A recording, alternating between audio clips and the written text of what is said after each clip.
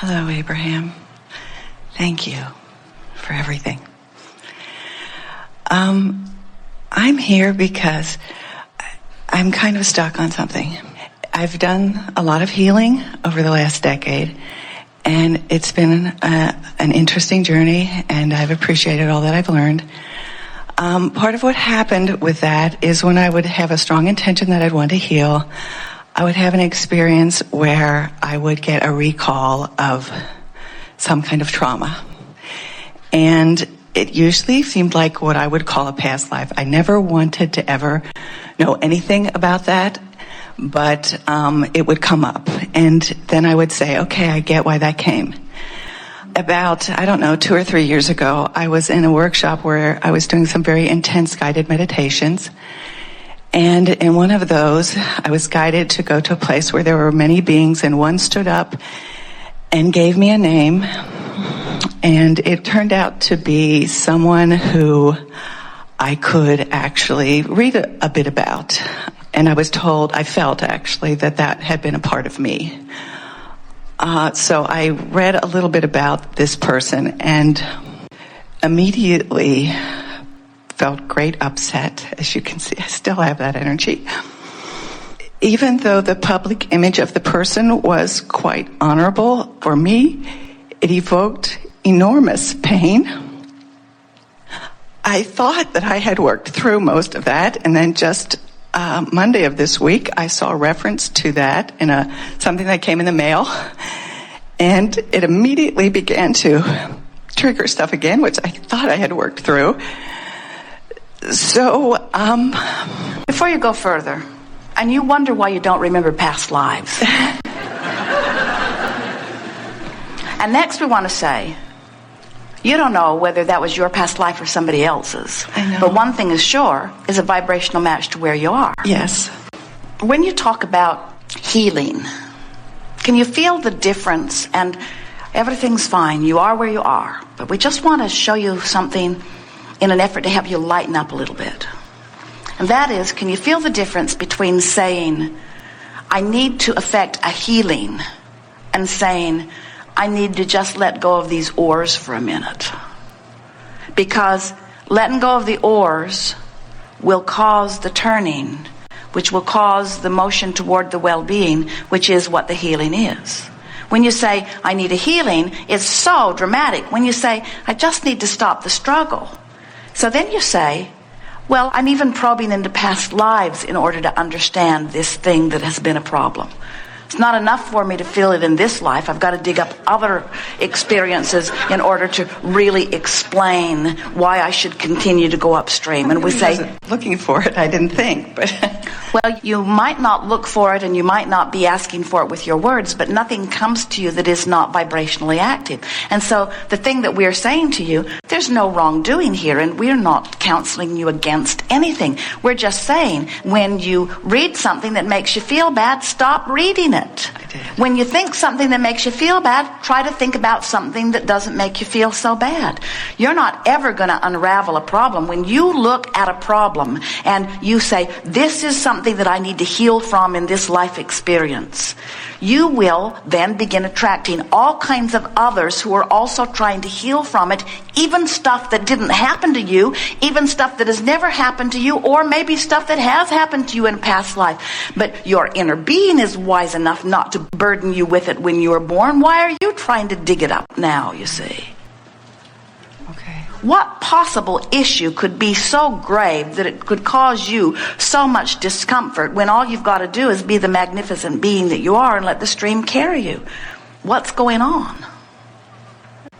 For me, it was looking and seeing how unkind she had been to herself, how she had listened to others and really followed the party line and completely negated everything that she was to do what she thought was good. She really thought that was the right way to do it, but Well, we think it is interesting that you would have this sort of dramatic realization and even do this research just before we are having this conversation about pleasing this one and this one and this one and this one and this one. And certainly you are a pleaser. We're talking about Esther being in that way too. Mm-hmm. But we don't want you to make such a big hairy deal about it. In other words, you know too much now. Every thought that's ever been thought still exists. So everything that's ever been lived in this environment is actively vibrating because there are so many people recording history, reading history, distorting history, rewriting history. In other words, it is such a scramble of thought. And when you tap into it, you're just going to take the ride of whatever it is. It's like having 1 million channels on television that could take you to any subject in the world and you feeling an obligation to explore all of them because they are there. And we say, you have no obligation to explore those channels, and you have the ability to feel how it feels to you when you are exploring them, and if it doesn't feel good, there's no reason for you to explore it whatsoever. Even if you are a physical extension of the same energy that someone else in history was a physical extension of, we promise you that that person was connected sometimes and not connected sometimes. So why now are you relating to their not connection? This connection that we're talking about here is not like a college degree where once you achieve it, it's yours forevermore. It either is or it isn't in the moment. And so everyone, even Jesus, Buddha, Mohammed, all of the greats, Gandhi, and on and on and on and on and on and on and on and on and on. Sometimes they were in alignment, sometimes they weren't. And what humans often do is find their moment of greatest misalignment, and that's what they write their history about. And then when you tap in and you say, oh yeah, that's my energy, and no wonder I feel this rotten, we say, what happened to the no wonder I feel this great? Those people that are significant enough that they are in your history, we promise you they had a lot going on. They had a stream going, you see. And you can't know. How would it be? Who would you choose to write the history of this time and place? Who would you choose to write the history of what's going on planet Earth right now? Abraham. No one would like our point of view. We say, magnificent, it's beautiful, it's the best it's ever been. But the historians, who would you like? Would you like the Israelis to write it? Mm-hmm. The Lebanese? The Palestinians? The Iraqis? Want Saddam to write it? Want George Bush to write it?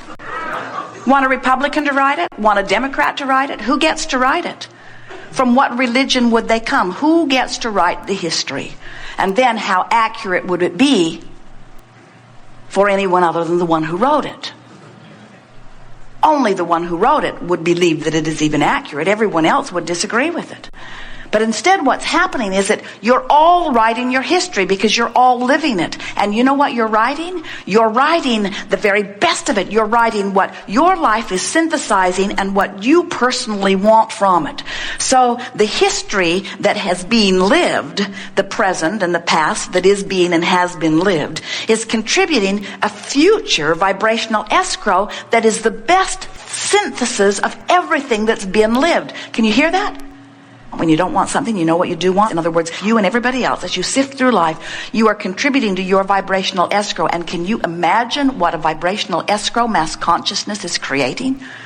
That's the future of the world. That is the vibrational stance from which the new infants are being born. No wonder they're so smart when they get here. No wonder they're so full of life when they get here. They're the best that all of you have become. They're the culmination of what you are asking for, you see. And so, don't look back, ever. Try to find what's out there in your vibrational escrow. Can I ask, this person also had gifts that she was able to write, and she had passion, and she went out in the world. If that was symbolic of things going on with me, irrelevant whether I actually was that energy or not, can I claim those gifts?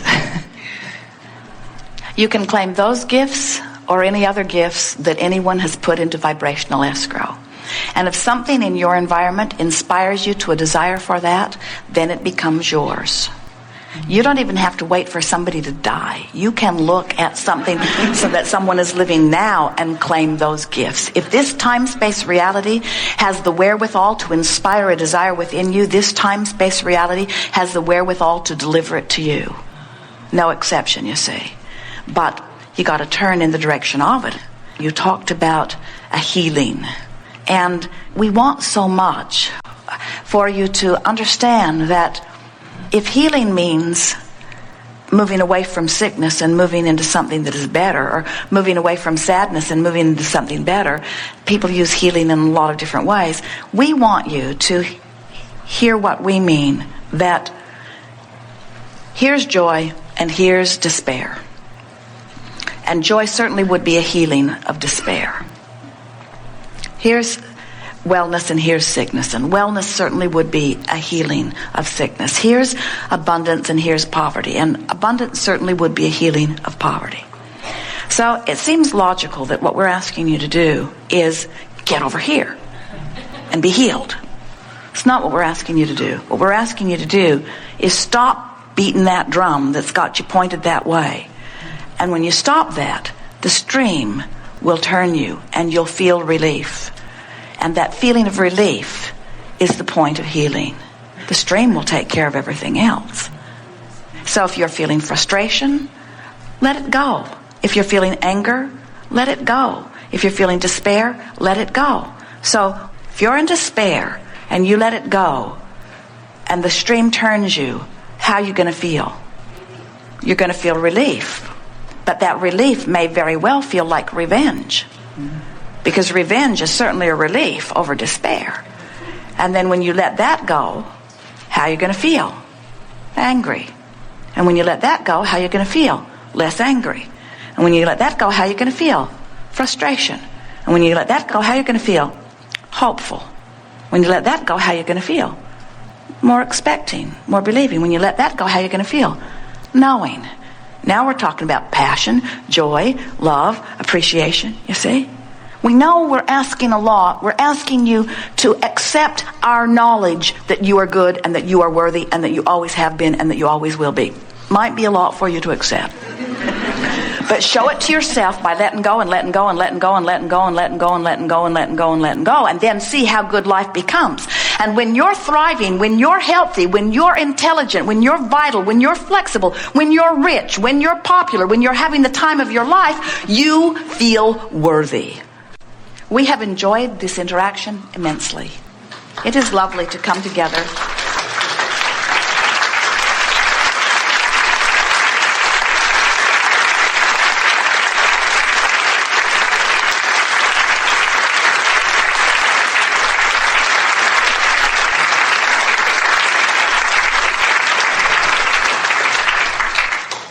We've had a very good day together, haven't we? Yes.